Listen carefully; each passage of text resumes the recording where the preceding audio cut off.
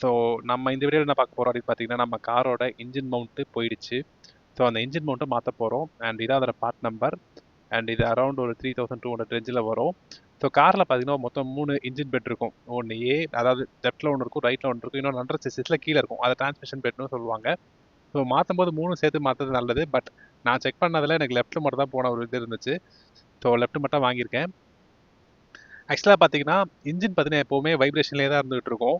அதே மாதிரி நம்ம பள்ளத்தில் இருக்கிறவங்க கூடனா இன்ஜின் அப்படியே ஆடும். அப்படி ஆடும் போதெல்லாம் பார்த்தீங்கன்னா அதுக்கு ப்ராப்பர் குஷன் கொடுக்கணும். அப்படி இல்லைன்னா அந்த ஃபுல் வைப்ரேஷன் நமக்கு உள்ளே வர ஆரம்பிச்சிடும். அண்ட் பாடி சேசிஸில் பட இன்ஜின் கீழே விடுறதுக்கான சான்சஸ் ஜாஸ்தி. ஸோ அதை தாங்கி பிடிக்கிறது தான் இந்த இன்ஜின் மவுண்ட்டு. அண்ட் இதை பார்த்தீங்கன்னா கம்ப்ளீட் வீடியோ இன்னொரு வீடியோவில் போட்டிருக்கேன். அதுக்கு டிஸ்கிரிப்ஷனில் கொடுத்துருக்கேன், செக் பண்ணிக்கோங்க. அண்ட் இந்த ப்ராசஸ் பண்ணுறதுக்கு முன்னாடி ஜாக் வச்சு நம்ம என்ன பண்ணணும்னா இன்ஜினை லைட்டாக லிஃப்ட் பண்ணிடணும். இன்ஜினில் பேலன்ஸ் இருக்கிற மாதிரி ஜாக்கில் லிஃப்ட் பண்ணணும். ஏன்னா நம்ம மவுண்ட்டை கட்டும் போது இன்ஜின் கீழே விடுறது சான்சஸ் ஜாஸ்தி. ஸோ இன்ஜினில் தான் நீங்கள் வந்துட்டு ஜாக்கை தூக்கணுமே தவிர சேசிஸில் தூக்கிடாதீங்க, இன்ஜினில் வச்சு தூக்கணும். ஓகேங்களா? ஸோ இதுக்கு ஃபர்ஸ்ட் ப்ராசஸ் இந்த ரேடியேட்டர் பாக்ஸை ரிமூவ் பண்ணணும். ஸோ அதுக்கு 2 ஹோஸ் இருக்கும். அதை ஜஸ்ட் ரிமூவ் பண்ணிட்டு ஒரு நெட்டை கட்டணும்னா வெளில வந்துடும் அப்படியே. அவ்வளோதான். இதுக்கப்புறம் பார்த்தீங்கன்னா எல்லாமே நெட்டு கட்டுறது தான். ஓகேங்களா? மொத்தமாக 1 2 3 4 5 மொத்தம் 6 நட்ஸு. ஓகேங்களா? ஸோ இந்த பக்கம் நான் கட்டுறேன்னா இதுக்கு அப்படியே ஆப்போசிட் அந்த பக்கம் ஒரு நட் இருக்கும், நடுவில் ஒரு 3 நட் இருக்கும். பாருங்கள், புரியும். ஸோ இந்த நட்டு அண்ட் தென் ஃபாலோட் பை இந்த நடுவில் பார்த்தீங்கன்னா 3 நட்டு வரிசையாக இருக்கும்.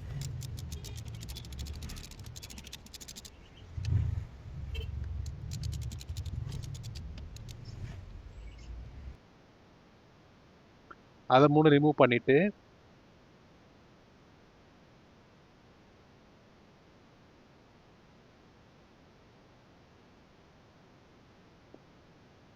நான் சொன்ன மாதிரி இதுக்கு அப்படியே ஆப்போசிட்டில் அங்கே ஒரு நட் இருக்கும் சொன்ன பார்த்தீங்களா, அதை ரிமூவ் பண்ணணும். ஸோ வித் திஸ் 4 நட்டு ரிமூவ் பண்ணுறோம். அது மட்டும் இல்லாமல் லெஃப்ட்டில் சேசிஸில் ஒரு நட்டு ஃபோல்ட் ஆகிருக்கும் நம்ம ரேடியேட்டர் பாக்ஸுக்கு கீழே, அது ரிமூவ் பண்ணணும்.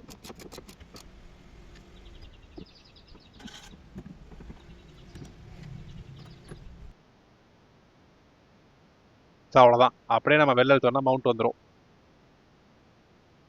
ஸோ இந்த மவுண்ட்டு பார்த்தீங்கன்னா கிட்டத்தட்ட எண்ட் ஆஃப் லைஃப் தான்.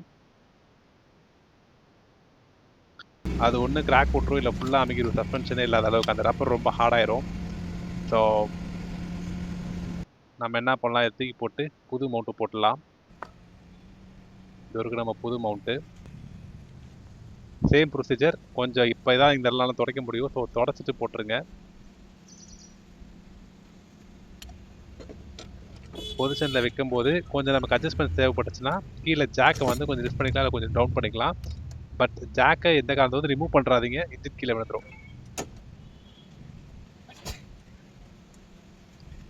ஸோ அதே 6 நட்டு போட வேண்டியதான்.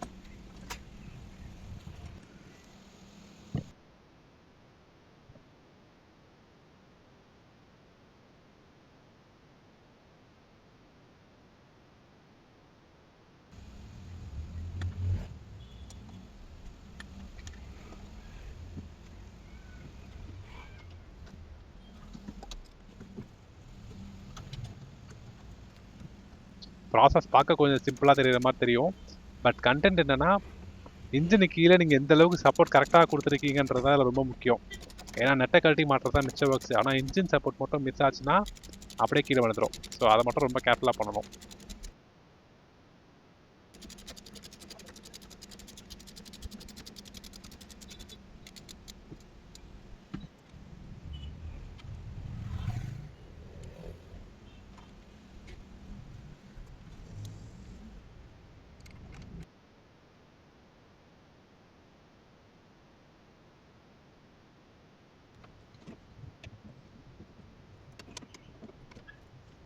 ஸோ இந்த 6 நட்டு போட்டாச்சா?